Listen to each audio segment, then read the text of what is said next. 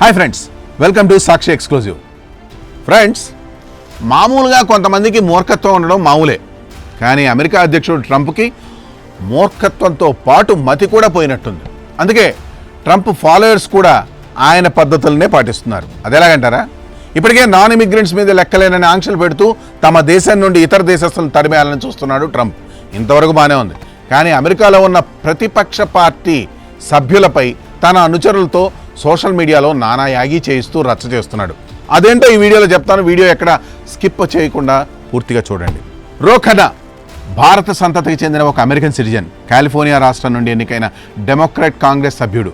1976లో ఫిలడెల్ఫియాలో తన తల్లిదండ్రులు చట్టబద్ధంగా అమెరికాకు వలస వచ్చిన తర్వాత ఇక్కడే పుట్టి పెరిగాడు రో ఖన్నా. అతను ఒక సాధారణ అమెరికన్ యువకుడుగా జీవితాన్ని అయితే ప్రారంభించాడు. కానీ ప్రస్తుతం అమెరికా రాజకీయాల్లో బలమైన శక్తిగా ఎదిగాడు. అమెరికన్ ప్రజల జీవితాలను మెరుగుపరచడం, ముఖ్యంగా ఆర్థికంగా వెనుకబడిన ప్రాంతాల్లో నివసిస్తున్న వారికి సహాయం చేయడం రో ఖన్నా సుదీర్ఘ కళ. దీనిలో భాగంగానే కొన్ని రోజుల క్రితం రో ఖన్నా ఒక కొత్త ఆలోచనను ప్రతిపాదించాడు. దాన్ని అతను ఆర్థిక దేశభక్తి అని పిలిచాడు. ఇంతకీ రో ఖన్నా ప్రతిపాదన ఏంటంటే, అమెరికాలో కొత్త ఫ్యాక్టరీలు నిర్మించడానికి ప్రభుత్వ నిధులు జాన్స్టౌన్, ఆరెంజ్బర్గ్ వంటి చిన్న పట్టణాలకు $100 కోట్ల నిధులు, నైపుణ్యం ఉన్న కార్మికులను తయారు చేయడానికి 1000 ట్రేడ్ స్కూళ్లను స్థాపించాలని సూచించాడు. ఈ ఆలోచనలు అమెరికన్ యువతకు ఉద్యోగ అవకాశాలతో పాటు దేశ ఆర్థిక వ్యవస్థను బలోపేతం చేయడానికి ఉద్దేశించినవి. ఈ ప్రతిపాదనలు మధ్యతరగతి అమెరికన్లకు, ముఖ్యంగా యువతకు కొత్త ఆశలనే ఇచ్చాయి. అయితే ఈ మంచి ఆలోచనలు కొందరికి రుచించలేదు. రో ఖన్నా ఈ ఆలోచనలు సోషల్ మీడియాలో పంచుకున్నప్పుడు కొందరు ట్రంప్ ఫాలోయర్స్, ముఖ్యంగా ఫార్ రైట్ గ్రూపులు అతనిపై జాత్యాహంకార దాడులైతే చేశారు. వారిలో కొందరు అతన్ని ఇండియాకి డిపోర్ట్ చేయాలని, మరికొందరు అతన్ని అమెరికా పౌరసత్వాన్ని రద్దు చేయాలని డిమాండ్ చేశారు. కొందరు మరింత ఘాటుగా మరో అడుగు ముందుకేసి రో ఖన్నాను నువ్వు అమెరికన్గా ప్రవర్తించు, లేకపోతే నువ్వు ఇక్కడి నుంచి ఇక్కడ ఉండలేవు అని హెచ్చరిస్తున్నారు. ఇంకో వ్యక్తి అయితే నువ్వు ఇండియన్ యాక్సెంట్తో మాట్లాడతావు, నువ్వు ఎక్కువ మంది ఇండియన్లను ఇక్కడ తీసుకురావాలనుకుంటున్నావు అని రాశాడు. ఈ వ్యాఖ్యలు కేవలం ద్వేషంతో నిండినవి మాత్రమే కాదు, అవి రో ఖన్నా అమెరికన్ గుర్తింపును ప్రశ్నిస్తున్నాయి.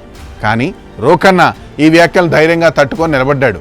అతను తన సోషల్ మీడియాలో ఇలా రాశాడు: నా తల్లిదండ్రులు చట్టబద్ధంగా అమెరికాకు వచ్చారు. నేను 1976లో ఫిలడెల్ఫియాలో జన్మించాను. నన్ను డిపోర్ట్ చేయాలనే ఈ మాటలను పూర్తిగా ఖండించండి. అంతేకాదు, రో ఖన్నా ట్రంప్కి సంబంధించిన సీనియర్ సలహాదారుడు స్టీఫెన్ మిల్లర్ను ట్యాగ్ చేస్తూ ఈ జాత్యాహంకార వ్యాఖ్యలను ఖండించమని కోరాడు. కానీ మిల్లర్ నుండి ఎటువంటి రెస్పాన్స్ అయితే లేదు. ఈ ఘటన వల్ల అమెరికాలో వలసలపై తీవ్రమైన చర్చలు అయితే జరుగుతున్నాయి. ట్రంప్ పరిపాలన ఇమిగ్రేషన్ ఎన్ఫోర్స్మెంట్ను మరింత కఠినతరం చేసింది. ఈ సంవత్సరం జూలైలో కాలిఫోర్నియాలోని క్యామ్రిల్లాలో ఒక కాన్బస్ ఫామ్పై ఇమిగ్రేషన్ అధికారులు దాడి చేసి 200 మంది డాక్యుమెంట్ లేని కార్మికులను అరెస్ట్ చేశారు. ఈ దాడిలో ఒక వ్యక్తి మరణించారని కూడా వార్తలు వచ్చాయి. ఇటువంటి సంఘటనలు అమెరికాలో వలసల చర్చను మరింత తీవ్రతరం చేశాయి. రో ఖన్నా మాత్రం ఈ జాత్యాహంకార దాడులకు ఏమాత్రం భయపడలేదు. ఎంతైనా భారతదేశ రక్తం కదా. అతను చట్టబద్ధమైన వలసలను సమర్థిస్తూ సరిహద్దు భద్రతకు మద్దతు ఇస్తున్నాడు. ఇటీవల అతను మెక్సికో అధ్యక్షురాలు క్లాడియో షిన్బిమ్, రిపబ్లికన్ కాంగ్రెస్ సభ్యుడు డాన్ బేకన్, అలాగే అమెరికా రాయబారితో కలిసి ఒక సమావేశంలో అయితే పాల్గొన్నాడు. అక్కడ వాళ్ళు ఫామ్లు, హోటల్లో పనిచేసే డాక్యుమెంట్ లేని కార్మికులకు చట్టబద్ధమైన మార్గాల గురించి చర్చించారు. ఇది గతంలో ట్రంప్ పరిపాలన కూడా మద్దతు పొందిన ఆలోచన. ఏదేమైనప్పటికీ తమ దేశంలో వేరే దేశస్తులు ఉండకూడదు అన్న మూర్ఖత్వపు ఆలోచనతో ట్రంప్ ప్రవాసులపై ఓ యుద్ధాన్ని అయితే ప్రకటించాడు.